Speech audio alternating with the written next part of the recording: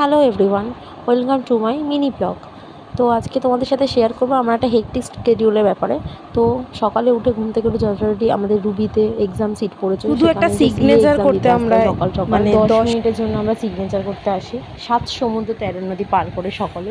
আর সেদিন ছিল আমাদের মার্কেটিংয়ে সেলস অ্যান্ড ডিস্ট্রিবিউশন সাবজেক্ট, যেখানে আমাদের এই কজনেরই মানে পিসিতে বসে আমরা এক্সাম দিচ্ছিলাম, আর বাকিরা অন্য রুমে ছিল। আর আমাদের পরীক্ষা দেওয়া হয়ে গেছে, তাই আমরা ভিডিও করে বেড়াচ্ছি। আর আমারও এক্সাম দেওয়া অলমোস্ট ডান। ব্যাস, চলো এবার আমি ওখান থেকে সোজা বেরিয়ে প্রোগ্রাম স্পটে চলে যাই মেট্রো করে, যেটা আমার স্পটটা ছিল সেক্টর 5-এ। তাড়াহুড়ো করে রেডি হয়ে গেছি, তারপর কোনো ভিডিও ক্লিপ আর যখন নেওয়াই হয়নি, তাই একেবারে সোজা রেডি হয়ে একটু ভিডিও করে নিলাম।